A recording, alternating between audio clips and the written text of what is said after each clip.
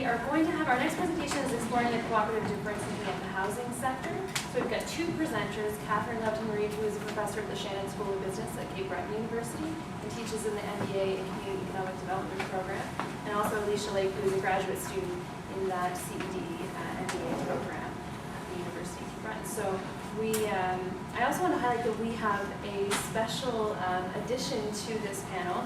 We have Paul Sabai from the Alberta Community and Cooperative Association, who will be our fourth presenter. We'll still stick to our hour and a half. We'll just save all the questions till the end so that we make sure we have time for all four. And he'll be delivering some statistics to us on survival rates of co-ops in Alberta and British Columbia. So a warm welcome to our presentation.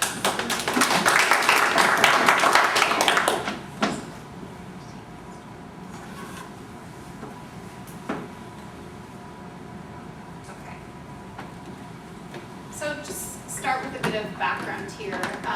So in Nova Scotia, the provincial government encourages the private sector to develop affordable housing. And it does so by making contributions to the capital costs of housing projects and also by providing subsidized rents to the tenants living in those housing facilities. So to be eligible, a project applicant has to be a private sector organization. So the applicant can be private for profit, can be strictly nonprofit or a nonprofit co-op. They have to be able to demonstrate local demand for affordable housing, and they have to agree to keep housing affordable for a minimum of 10 years. Otherwise, there's no kind of constraining environment. For example, yesterday, JJ McMurray was talking a little bit about the work that you're doing in renewable energy and saying that the regulatory environment is such that it's hard to see difference because it's hard for energy co-ops to behave as true co-ops or exhibit difference, right? I see that in other research that I do, for example, in the childcare sector. There's such a strict environment that oversees childcare organizations that it's hard to see different. Housing in Nova Scotia is not like that. The government is quite hands-off. Applicants just have to meet these three criteria right here. So as a result of this government program, in 2008, three remarkably similar affordable housing projects emerged in the province. These projects are of similar size, so they provide between 16 and 22 units of housing for seniors. And they're also located in remarkably similar communities, small communities in the province. But they are important, or they are distinct in one important way, and organizational form is different. So here are two pictures of two of the housing facilities that we studied. The one in the bottom there is a nonprofit housing facility for seniors, and the one in the upper corner is the cooperative housing facility. As you can see, it's colder in Cape Breton than it is in Montreal, taken in winter time. So in any case, what we're doing in this research is we're exploring potential differences between cooperative and nonprofit housing for seniors. Those are the case studies that we have completed. We have yet to complete the for-profit housing research. So in this presentation, we are comparing co-ops to nonprofits. We're doing the comparison at three different levels. We're looking at the developmental level.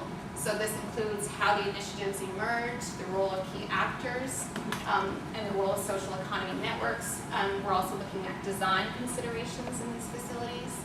We're comparing difference at the organizational level. So there we're specifically looking at governance. And we're also comparing these facilities as far as the experiences of people who actually live there. So we used a flexible case study design, and we collected spoke of things that they liked about their housing. Primarily having people close by and having everything on one level was really important as well. And both groups also, of course, spoke about negative things that they didn't like about their housing, such as kind of the lack of privacy. The walls are all very thin in these buildings, and other tenants smoking and other issues such as that. And both groups talked about their lives before coming to the housing.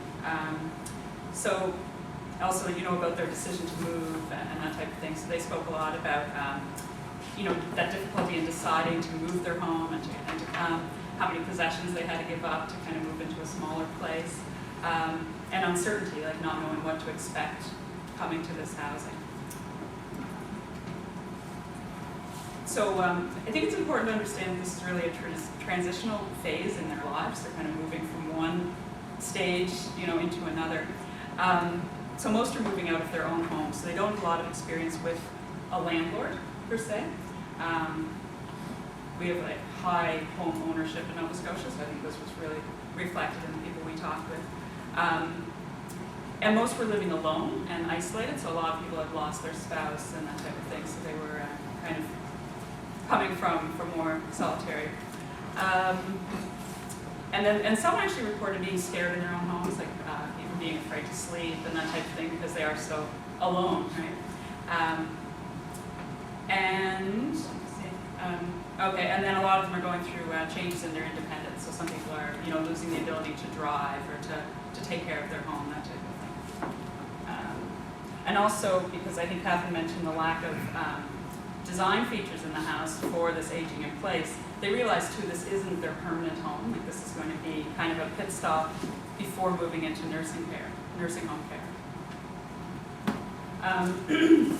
So a lot of people talked about living alone caused them stress, but also caused stress on their families. So some people were actually pressured to move into seniors buildings by their families who were kind of worried and didn't want them to be alone or were worried that they would get hurt. And also not being able to manage stairs was another big factor that actually made people leave their homes. And most people reported that just the household upkeep, like mowing the lawn, snow removal, that type of thing, was another big motivating factor for them to come to these homes. So we talk a lot about the social aspects of these homes, primarily because they're coming from being alone, so this was probably their favorite thing, I think, for most people. So most people reported that they knew everyone in the building, or at least most people, and some report like building very close friendships with the other people in the building. Some spoke about the support that they give each other, so helping each other with tasks or giving each other transportation. Also, 5 minutes, oh my goodness. Okay. And then, and just kind of having those group activities. So really, it was only the tenants that felt like they had a true voice in the building and with the management. So one person said, I think that because it's a co-op, we have more voice in things. So just because of that. And though this is a recent thing, like tenants weren't always on the board, we think that this does kind of help inform our understanding of the cooperative difference, because the tenants are seeing a difference now that they know that they have that participation and that involvement. They really see that, and this bottom quote that you could read, this person says that in the other seniors' homes, people don't know what's going on, but they know because they have these tenants on the board. So that was a big difference. So in decision making, both felt that they liked what management was doing, that management did the best that they could do with the funds. And both groups felt that the ultimate decision-making power was going to be in the board of directors. But this is probably where we saw the biggest differences, I would say. So with the co-op building, tenants go right directly to the tenants that are on the board of directors with any suggestions or complaints or issues. And they feel very connected with those people, so they have a very clear line of communication. And then with the nonprofit people, they either go to the property manager or put a suggestion in a suggestion box, which isn't as personal, and they don't feel that connection. So the co-op tenants really felt that they now have more of a say over things that happen to them as well, like that they can band together if they want to see changes, they can all kind of come together and present that, or if there's any types of complaints or issues, that they have more of a say in what's going on. And they also feel that now that they know there's tenants on the board, now they know what is going on with the finances, so they can actually kind of make some decisions or more suggestions. They know exactly what's going on. And there is a kind of a funny dynamic between tenants, I think, and their landlord. I think probably in every apartment building. But one person kind of said, if you have somebody fighting for you, then at least you might have a chance of winning. So we're going to talk about tenants on the board. So that was my experience with tenants. So just conclusions here, we have 2 minutes, so we'll get this done. As far as, so what are we concluding with our preliminary analysis of this data? So indeed, both housing organizations share, in fact, remarkably similar characteristics, which are typical of social economy organizations, with the unique difference of the cooperative being tenant involvement.